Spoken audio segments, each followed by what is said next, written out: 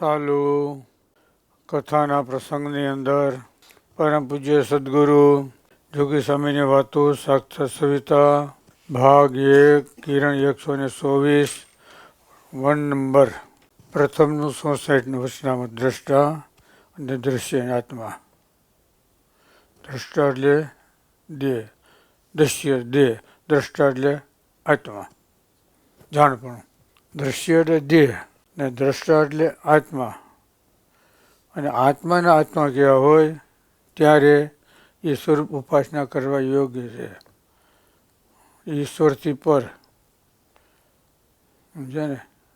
દ્રશ્ય એટલે દેહ, એના દ્રષ્ટા કીધા હોય ત્યારે અરૂપ અને ઓલા હોય મૂર્તિમાન. સમજે ને, બે મૂર્તિમાન જો એટલે અરૂપ છે.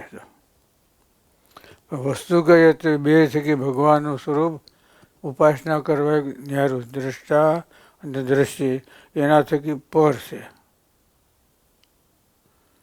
એટલે જીવ, માયા, ઈશ્વર એના નિયંતા ભગવાન. એ સ્વરૂપ ઉપાસના કરવા યોગ્ય. સમજ્યા? જીવના નિયંતા નહીં, ઈશ્વરના નિયંતા નહીં, એના થકી પર. સમજાણું? એ સ્વરૂપ ઉપાસના કરવા યોગ્ય છે. અષ્ટ પ્રકારની જળ પ્રકૃતિ એને છે વ્યાપક એવી ચૈતન્ય પ્રકૃતિ છે. પુરુષોત્તમ નારાયણ તો જળ પ્રકૃતિ ચૈતન્ય પ્રકૃતિ એનાથી પર છે. એવું ને? જીવ, માયા, ઈશ્વર નિયંતા. જીવના નિયંતા ઈશ્વર, ઈશ્વરના નિયંતા પરમેશ્વર. સમજાય ને? એને કહેવાય અધિષ્ઠા. એનાથી અધિક સ્વામી છે ભાવ.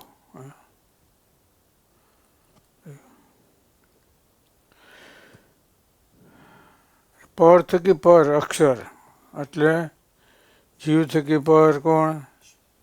ઈશ્વર. એના થકી પર કોણ? અક્ષર. અક્ષર થકી પર પુરુષોત્તમ નારાયણ છે. હું કીધું પર થકી પર. હા, એ પુરુષોત્તમ નારાયણ છે. એ સંત સમાગમથી ઓળખવામાં આવે છે. એનું ધ્યાન ધરે ત્યારે જીવની મુક્તિ મોક્ષ થાય. કેના થકી? સંત સમાગમથી એ સ્વરૂપ તમે ઓળખવામાં આવે એનું પર તમે ધ્યાન ધરો અને એ વસ્તુ તમને તદાકાર થઈ જાય. તદાકાર ખબર ને? અસલ એના જેવું. ઓરિજિનલ, ડુપ્લિકેટ નહીં. આના જેવો છે એમ નહીં. આપણે કહીએ ને નવીનભાઈ છે ને ફલાણા જેવા છે, પણ નવીન છે એવો જ ન કહેવાય. બરાબર? નકર કહી દો ભાઈ નવીન પોતે ચીજ છે એના જેવો નહીં. એમ પોતે એમ કેવો? પોતે તો 2 શરણાવે, એના જેવા કેવો તો 4 શરણાવે. સમજાણું? સ્વામી બાપાએ દ્રષ્ટાંત સ્વામી કે ફાનસની અંદર દીવો છે એમ નહીં, ફાનસ પોતે જ દીવો છે. સમજાણું? પેલા હતા ને ફાનસ જોયા હોય તો કેરોસન હતો ને અને કાચનો ફોટો હોય ફરતી હોય ફોટો. સ્વામી કે ફાનસ એને દીવો છે એમ નહીં, ફાનસ પોતે દીવો છે. ફાનસ અંદર દીવો કયો તો 4 એવા, અને ફાનસ પોતે જ એમ કયો તો 2 છે. એમ સંતમાં ભગવાન છે એમ નહીં, સંત પોતે ભગવાન છે. સંત સ્વયં શ્રી હરિ. આપ મળી ટેળ્યા ભગવાનમાં જેના આપમાં હરિનો વ્યાપ. હું ટળે હરિ ઢુકડા તે ટળાય દાસ. છે ને? દાસના દાસ થઈ રહે સત્સંગમાં, ભલી ભક્તિ માની રાશિ તેના રંગમાં. દાસી થઈ તું રહેજે દીનદયાળની, નિશી ટેલ મળે તો માને, ભવ બ્રહ્માદિકને મળતી નથી, પુરુષોત્તમ પાસે બેસાની જાગીજો. કેને? દાસી થઈ રહે, દાસી થઈ રહેજે તો દીનદયાળની. ભગવાનને દાસ તો હોવું થાય, પણ ભગવાનના દાસ છે ને એના દાસ હોવું ને એ કઠણ છે, એ કિંમત છે નહીં. સમજે ને? ભગવાનને હોવું માને, પણ ભગવાનને માનતા હોય એવા ભક્તોને માનવાના. આ નામ કહેવાય ઉપાસના. આ નામ કહેવાય મહાત્મા જ્ઞાને સહિત નિશ્ચય લોયાના ત્રીજા પ્રમાણે. મહાત્મા જ્ઞાન નિશ્ચય છે એને ઓળખે, એને ઓળખે ને ત્યારે એને મહાત્મા છે નિશ્ચય કહેવાય. ભક્ત તો છે જ, પણ ભક્તને ઓળખે કોણ? એને ઓળખવા. એટલે ભગવાનના દાસ તો હવ થાય, ખબર ને? કોણ થયું તું? સુંદરી સુતાર. કોણ? કે દાસ. વાહ! શું કે જેમ કેમ, જેમ કેમ. હા, હાલ મુંડાઈ જવા દે. હા, બરાબર ને? દાસ તો એમ કહેવાય તો બરાબર. મુંડાઈ બધું કર્યું, પછી એમાં શું આવ્યું? બસ. શું કામે? નહીં, મુક્તાન સ્વામી વિશ્વમાં નહોતા એટલે. જો મુક્તાન સ્વામી હોત ને વિશ્વમાં, એના થકી દાસ થયા હોત ને તો આ ના હોત. ખબર પડી? મારા જેવું બીજા કોઈ ન થાય. દાસ તો હોવ થાય, પણ દાસના દાસ થવું ને એ કઠણ છે. તો એમાં કોઈ દી અભિમાન ગર્વ ના આવે. ડબલ ગરણાથી પાણી ગળાય ને તો કુસો ના આવે. એક ખાલી હોય ને એક કપડું, તેમાં કદાચ ભવિષ્યમાં સંભવ રહે કુસાનો. પણ ડબલ ગરણે ગળે તો આ ખબર છે ને, મહેતાને 2 વાર પૈસા ગણે. હો તમે જોજો. સમજો શું કહેવાય? ગણે કે ન ગણે? 2 વાર ગણે. જો આપણો આત્મવિશ્વાસ છે, 1 વાર ગણીને હાલે તો પાછા ગણે ખરા. પણ ભૂલચૂક નથી કઈ. કા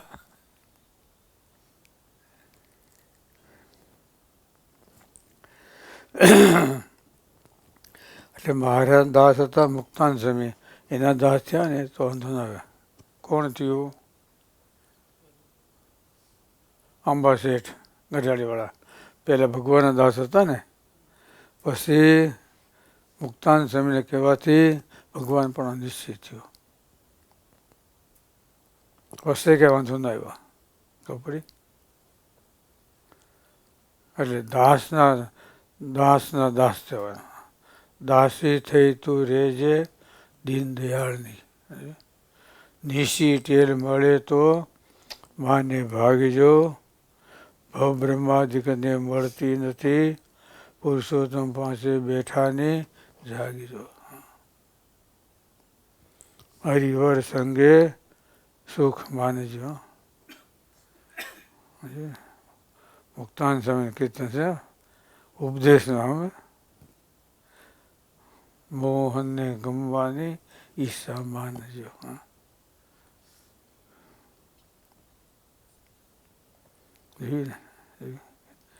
કેવા શબ્દ છે, ક્યાં ક્યાં પકડવા. દ્રશ્ય એટલે દેહ, દ્રષ્ટા એટલે આત્મા. દ્રશ્યના દ્રષ્ટા પણ એ અરૂપ કહેવાય, અને દ્રષ્ટા જે આત્મા એના જે દ્રશ્ય પણ કીધા હોય ત્યારે મૂર્તિમાન કહેવાય. અને એના બે થકી ભગવાન છે પાછા ઉપાસના કરવા ગયા અલગ છે. ઓલું છે પ્રધાન પુરુષ, મહાપુરુષ આવી ઉત્પત્તિ કાળમાં. પણ ઉપાસના કરવા યોગ્ય બે થકી સ્વરૂપ ન્યારું છે. સમજ્યા ને? એટલે સુખ કે દુઃખ, માન કે અપમાન, હર્ષ શોક, હાણ વૃદ્ધિ એ કાંઈ ન અડે નહીં. સુખે ન અડે, દુઃખે ન અડે. કોઈ વખાણે તો ભલે અને કોઈ નિંદા કરે તોય ભલે. કેની સ્થિતિ કયો જી? હાથીની. હાથી હાલી રહેતો બજારમાં, કૂતરા ભાહે તોય કાંઈ ન હોય, અને માણસ જોવા આવે તોય એને હાલ્યો જતો એ પાછળ ન જોવે. જોવે? બોલો હા કે ના? હાથી પાછળ જોવે કે મારી પાસે હું મંદિરે વાગે છે કે ઢોલ વાગે છે? એ કાંઈ ન જોઈએ. બે થકી ઉપાસના કરો એક સ્વરૂપ ન્યારું છે. એટલે જેને કોઈ વસ્તુ અડે નહીં, સમજે ને? હાણ થાય તો ભલે, વૃદ્ધિ થાય તો ભલે, લાભ થાય તો ભલે, ગેરલાભ થાય તોય. કાંતા કનેક સૂત્રેણ બધું જગત સર્વ, તાકો તે સુવિરક્ત સ્વદિભુજો પરમેશ્વર. કાંતા શ્રી કનક સોનું, આખી દુનિયા એનાથી બંધાયેલી છે. આખી દુનિયા. તાસુ તેસુ વિરક્ત સ્વદિભુજો પરમેશ્વર. એમાં ન લેવાય, ન બંધાય એ બે ભુજાવાળો પરમેશ્વર. કોણ ન લેવાય? જે માયાથી પર હોય, ભગવાનનો, ગુરુનો, મા બાપનો, વડીલનો આશીર્વાદ હોય એ ન લેવાય. બાકી ગમે હોય ને તો એમાં લપટાઈ જાય.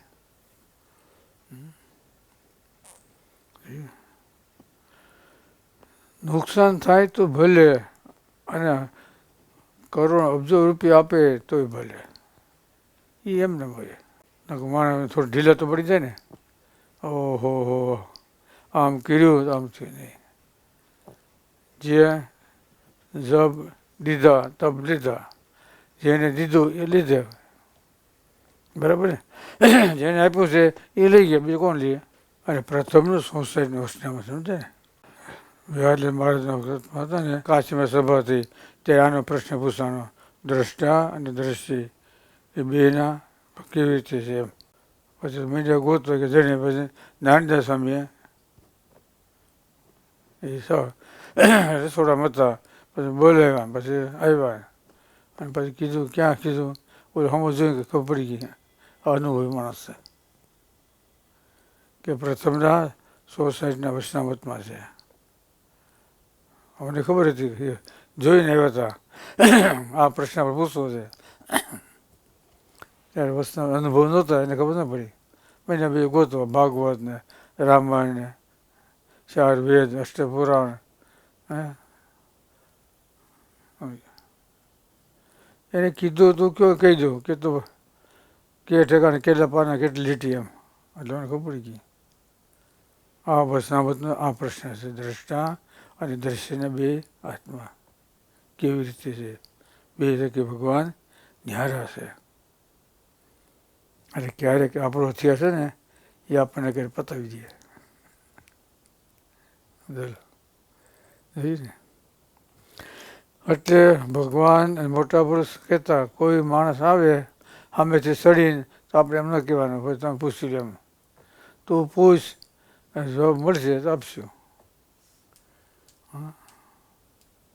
કારણ કે આપણને ખબર ન હોય એવો લોકો કે પ્રશ્ન કરીને કરે તો કેવું શું કરું કે. એટલે એક બ્રાહ્મણ 4 વિદ્યા ભણીને આવ્યો, પછી એક રબારી ભેગો થયો. ઓહો, ક્યાં ગયો તો કે ભણવા ગયો. કેટલા 12 વર્ષ હું ભણ્યો? બધું ભણ્યો. તારીખ પૂછે. પછી એને તો બીજું શું હોય કે આ લાકડી છે ને એને તને ક્યાં લાગે? હવે શું કેવું? આપણે માથામાં તો પગમાં મારે, પગમાં માથામાં મારે. એની પાસે બીજું શું હોય કે લાકડી છે ક્યાં લાગે? પછી બે અનુભવ ત્યાં ગયો. પછી કે તું જે મારે ને ત્યાં લાગે. હા હવે કરો, હવે ભીણ કરો. પછી જવાબ શું દીધો? તું જ્યાં મારે ને ત્યાં લાગે. આપણે માથામાં પગમાં શીખીએ. એટલે કહેવાય ખરું જે પ્રશ્ન જવાબ આવશે એવું કેવું હોય એમ. હંમેથી નહીં કહેવાનું, તમે પૂછી લેતા જે પૂછવું એ બોલ. અત્યારે યુગ છે ને પરિવર્તન એવું સમજાય, આપણે બધું આવડતું હોય, એક શબ્દ ના આવડતો હોય એ જ પૂછે તો શું કરું? જોજી એમ સ્વામી એમ કહેતા, સ્વામી બાપા ગયા પ્રશ્ન કરો ઉત્તર થાય એટલે મારાથી એવો જેવું થાય એવું કરીશું, એવો જવાબ આપશું. સહજાનંદ સ્વામી મહારાજની